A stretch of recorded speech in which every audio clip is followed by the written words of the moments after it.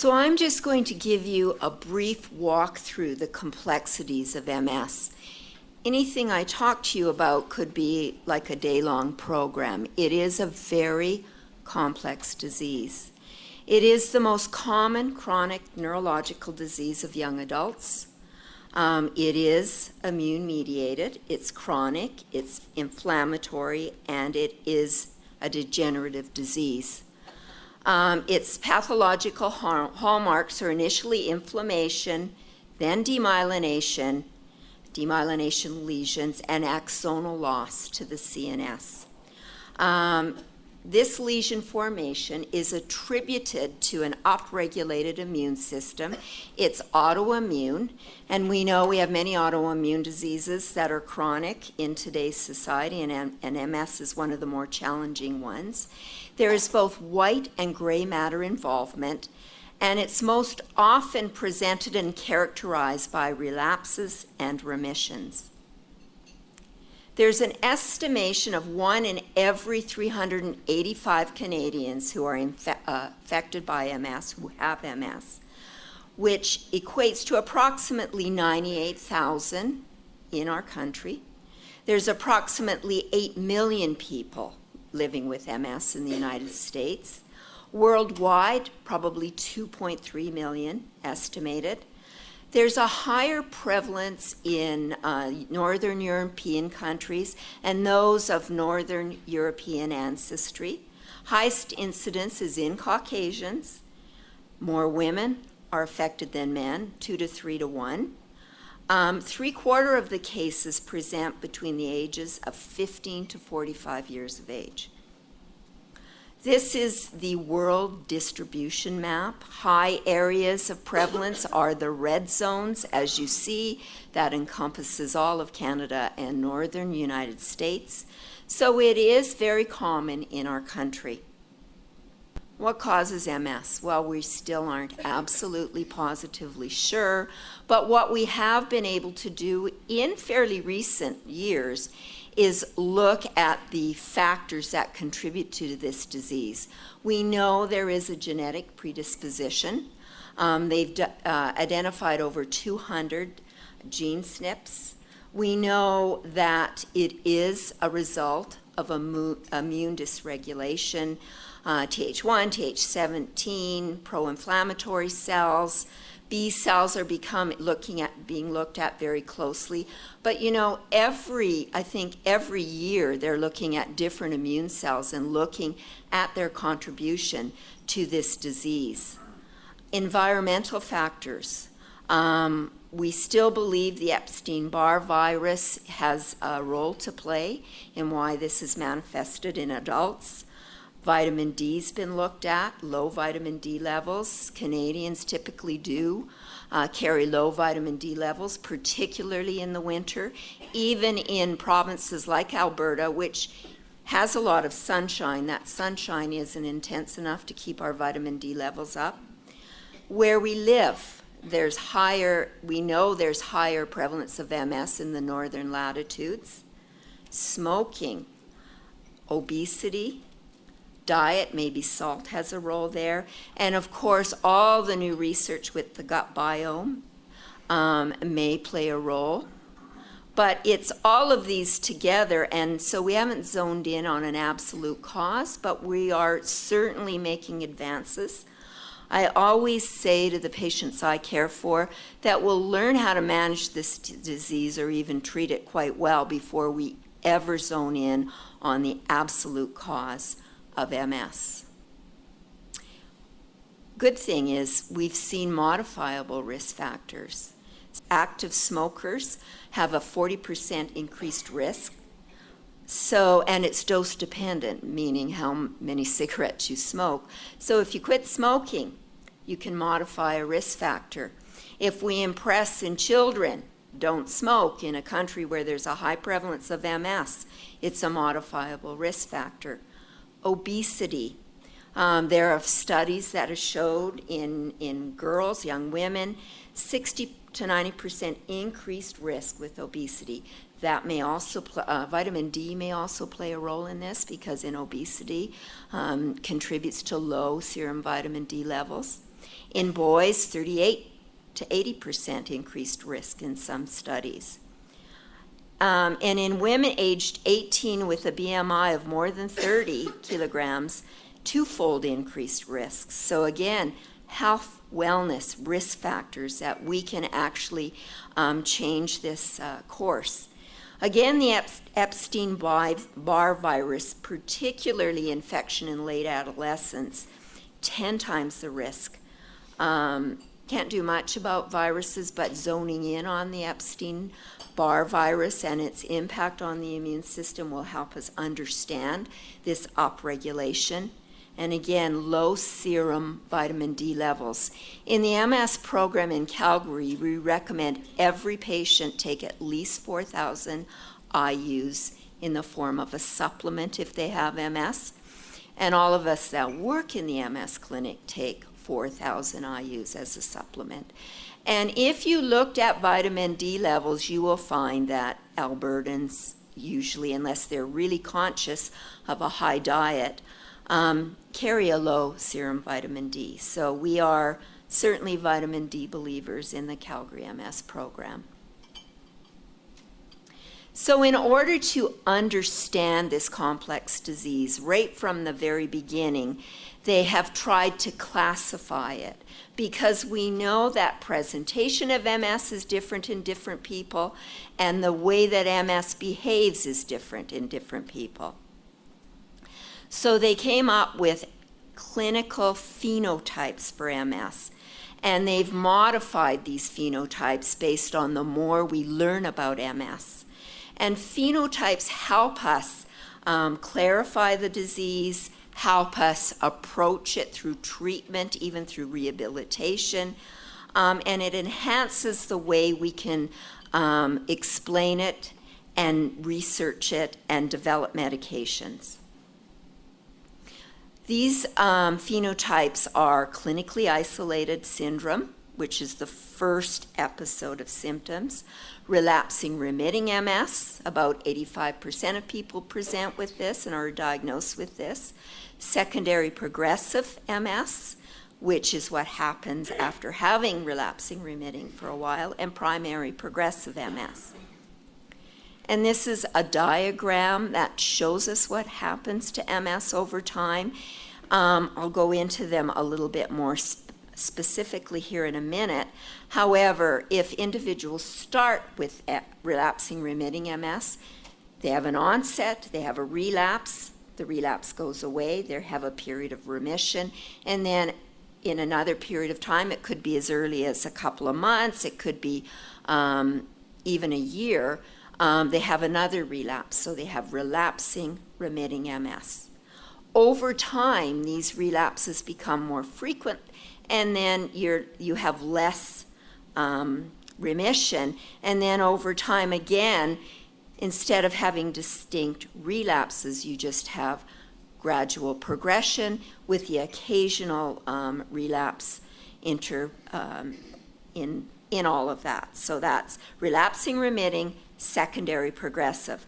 A rarer form or phenotype is primary progressive MS, where an individual, and it's very hard to diagnose primary progressive MS because individuals come in, symptoms typical of MS, MRI typical of MS, and they just slowly progress. They may have a little blip or a little relapse, but mainly it's just slow progression. That's a rare form of MS, but it's important now because we're treating it. So let's just talk about clinically isolated syndrome, which is the very first neurological episode. And so an individual develops neurological symptoms.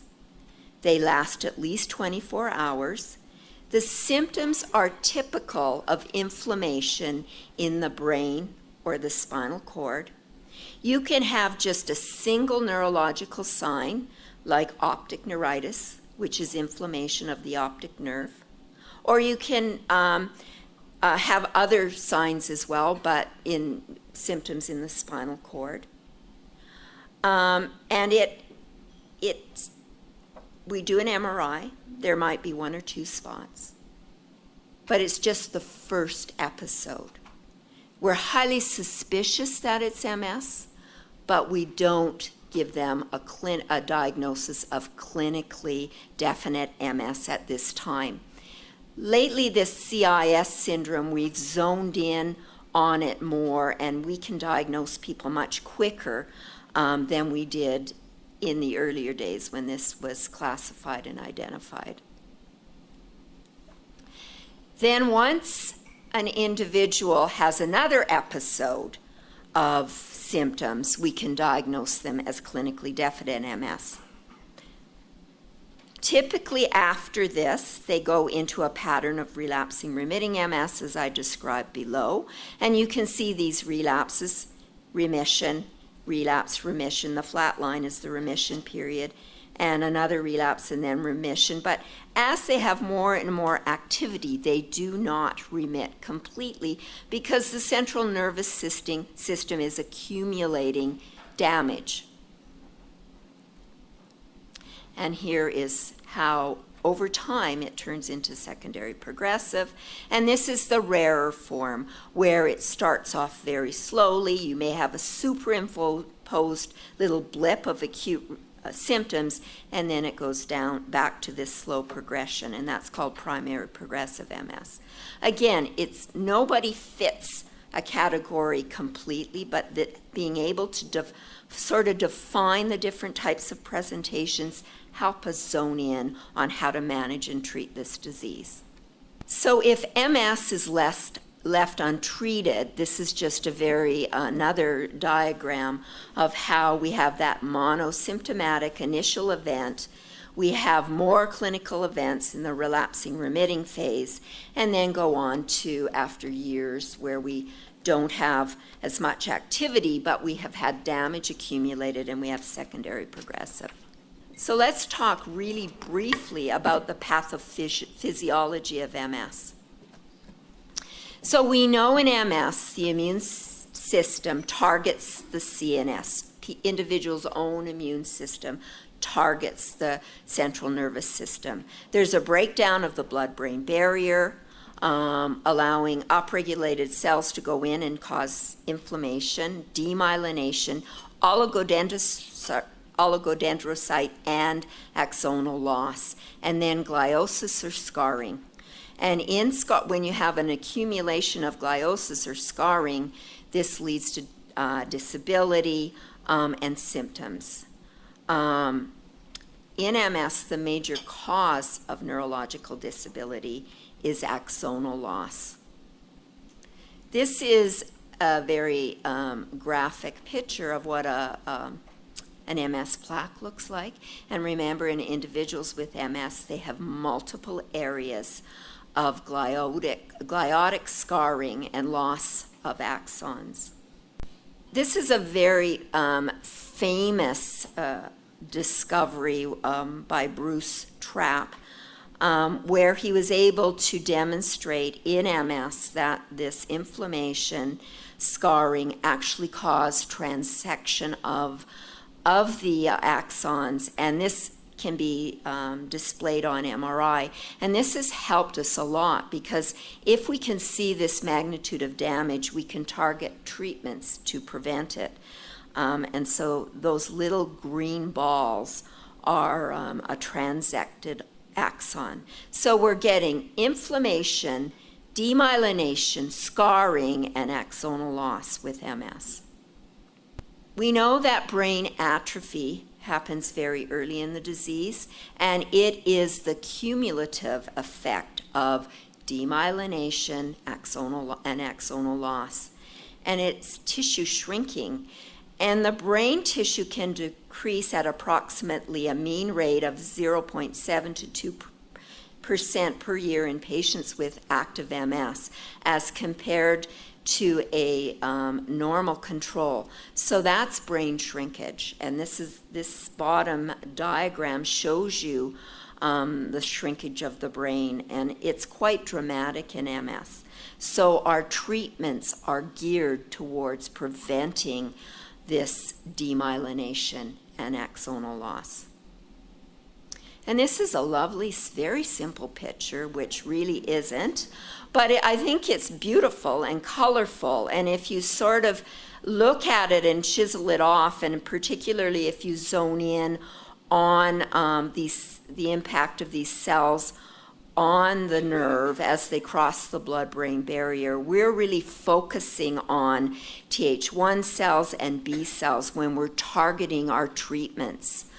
This model or immune mechanism model gets more complicated every year as young scientists find even more cells that are implicated in this disease. Right now, our treatments are geared towards down-regulating, up-regulated T cells and B cells, but it's kind of pretty. So after all of this inflammation, demyelination, axonal loss, and atrophy happens, what do we know and what are we left with? And as all of you in this room, we're all left with the symptoms of MS and how we treat them, how we manage them, how we try to prevent them, and the complications of them. You're going to learn a lot about that today. I'm going to be very succinct here. You can have motor, sensory, emotional, and cognitive symptoms. And these symptoms can be primary, related to the actual process, secondary, related to falls and urinary tract infections, and tertiary, the impact of these symptoms on our everyday lives, tertiary, loss of job, divorce. Also, we zone in very closely on these symptoms because new symptom onset denotes active disease or relapses. And if we are, say, a nurse practitioner that works with an individual with MS, we're worried that their disease is active, that they may have either a true relapse or they have an infectious process and they have a pseudo-relapse, or this is progression and we have to do something about it. When I started in MS in the mid-1980s, we had absolutely no treatments for MS. We didn't even have MRIs. In Canada, there was one machine up in Edmonton for research. And so patients would come to the clinic. They might have been diagnosed and treated with steroids to get rid of the central nervous system inflammation, but there was no treatment. And rehabilitation was only offered to people 65 years of age or older in the community. If an individual with MS wanted rehab, it would entail a 2-week admission to hospital after a relapse. So I have seen dramatic changes in the way we managed MS. And forget about comprehensive care. MS care was delivered by a neurologist, and it was really just an academic diagnosis and treating relapses. And so we have come a long, long way, and I've been able to see that, which is why I have stayed in MS as long as I have. It's such a dynamic field.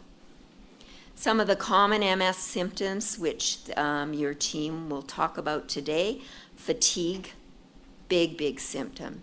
It is still rated by individual as the one symptom that they struggle with. And whether you're a nurse, an OT, a PT, the one that they need a lot of help with, visual symptoms, motor symptoms, weakness, spasticity, impaired coordination, emotional, huge psychosocial component with this disease. Depression can be related to the disease itself and the inflammation, as well as the adjustment disorders, loss, grief of loss of function. Sensory, cognitive, sexual dysfunction, elimination dysfunction, big issue very early in the disease. 90% of individuals after their first episode have some element of bladder dysfunction. So there's a vast array of symptoms from this disease, and that is why it takes a team to help people manage them. This is a very simplistic, but it really, I find it very helpful. It zones in, localizes what areas are involved and what area of involvement produces symptoms. So sensory, of course, would be spinal cord, the tremor, and the very disabling symptoms from the cerebellum, double vision, optic nerve, optic neuritis and double vision, the optic nerve and muscles, visual muscles, and emotional disinhibition from the frontal lobe of the brain. So this is very simple, but it sort of gives you an idea of when an individual presents with symptoms, we go, what's involved? Where's this happening? How do we diagnose this disease? It isn't easy. It's much easier than it used to be because we have MRI and because we're getting more expert in the field of diagnosing it. And we do want to diagnose MS sooner than later because just like in stroke, the brain and spinal cord can only take so much injury before you lose that function. So to diagnose MS, you need at least, as I alluded to when I spoke to you briefly about the phenotype of clinically isolated syndrome, you need at least 2 or more neurological events that are referable, that means related to activity in the central nervous system, and you have to have objective findings on neurological exam, and it has to be disseminated in space and time. It means it has to be multiple areas of the central nervous system, and it has to be separated in time, so that it can't be occurring at the same time. You have to have that episode, multiple episodes. And it isn't easy. If we didn't have paraclinical tools such as MRI, it would be very difficult. It was difficult to diagnose this disease for sure. And you don't want to give this diagnosis to someone who doesn't have it. It can be devastating, and it can be even harder de-diagnosing a patient who has been diagnosed previously. And so we do take good care to make sure that we diagnose people appropriately. So good history of symptoms, a thorough neurological exam. We need paraclinical testing such as MRI. In that difficult disease, primary progressive, we still often do spinal taps to look for immune cells in the CSF, and we have to exclude all other diagnoses. In the world of MS, the mighty minds have developed criteria to help us with fine-tune these diagnoses, and there's been multiple updates of these criteria. They're called the Macdonald Criteria, based on a very famous neurologist, Ian Macdonald, who was he's from the United Kingdom, who did a lot of work with MRI. We use the MRI criteria to ensure that all criteria for diagnosis are met. It is quite long and involved, and if you want to have some reading that can help you sleep at night, you just go in and Google the Macdonald criteria. But if you look at it and chisel it off, it does zone in on making sure we diagnose multiple sclerosis accurately. So these are our assessment tools for diagnosis. An excellent history. We look at age, ethnicity. We might identify other events that might have been related to an MS symptom in the past. And we rule out all other causes. A good exam, including mental status and affect, balance, gait coordination. We look at the MRI, and I can't emphasize enough how MRI has revolutionized this disease because we can actually look at the brain and the spinal cord and the cerebellum and look at the nature of the lesions. Are they active? Do they enhance with a dye called gadolinium? And we can identify new inflammation early in the disease. And we can also check MRIs, not just for diagnosis, but for treatment. We used to say once we had MRI, we won't have to do lumbar punctures anymore because they're not exactly comfortable for patients. And in some practices, it's usually the resident learns how to do LPs on MS patients. So when we stopped doing them for a bit, we thought, oh, isn't this wonderful? But now we know that MRI and lumbar punctures and examining the CSF for oligoclonal banding, which is immune cells, in the CSF, we can really zone in on an accurate diagnosis, particularly in those types of MS that are the primary progressive population that don't have those distinct relapses and remissions. We rule out other illnesses, and everybody who's suspected of having MS wants to make sure they don't have Lyme's disease, for sure. And even when we rule it out, they still want us to make sure they don't have it. And even when we tell them we don't, they still believe they have it. So it's very, very important that we rule out any other potential illnesses. And then some of the other testing we don't do as often anymore, visual evoked potentials. We don't do as often anymore, or any of these. But we, on occasion, will do those if we're struggling with the diagnosis.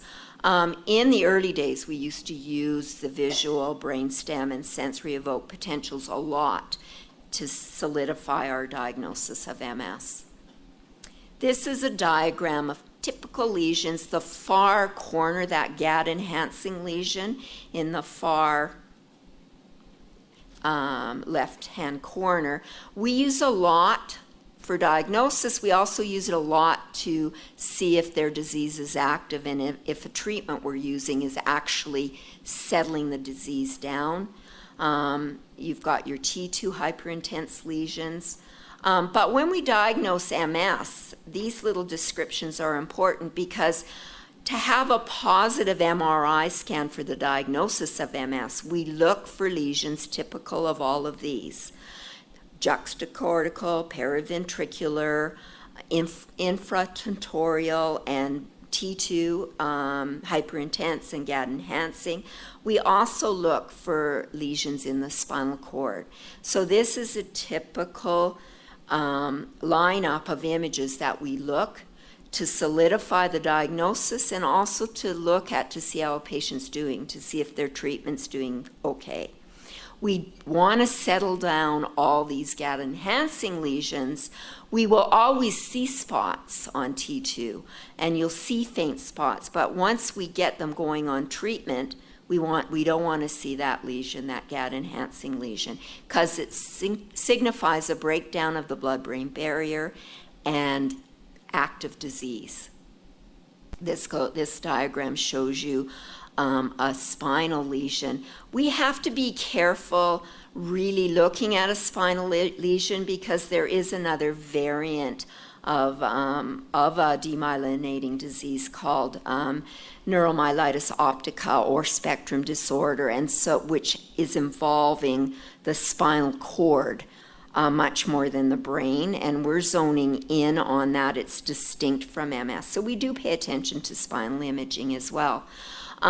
This just shows you the magnitude of atrophy that occurs in MS. In the one side, you see a 33-year-old man with relapsing remitting MS, and then as time goes on, a 47-year-old man with relapsing remitting MS for 20 years. You see these big ventricles, big wide ventricles. You see brain shrinkage. So this just sort of emphasizes that we have to diagnose quickly and treat quickly. We want to avoid the scenario of the 47-year-old man, delay the scenario, maybe prevent it completely, and that's what our treatments are geared toward. So you're going to hear a lot today about the team. We are not going to focus on all of the therapies that are available, but just to let you all know that when I started, we had nothing, and now we have a bunch. And we've had major advancements with the introduction of disease-modifying therapies that have been widely available in Canada since 1999 and covered by our single-payer healthcare system. And now in the US, there are 14 FDA-approved disease-modifying drugs to treat MS. In Canada, we have 12. The US is leading only because they have an old drug that was actually called mitoxantrone, which is rarely used in the US, that was approved by the FDA for MS. And they recently got a new drug, which hasn't come to Canada. But in North America, we go neck and neck. US gets a drug, Canada gets one pretty quick. It has it approved in Canada pretty quickly. Sometimes Canada even gets the drug before the US, and then it's approved quickly.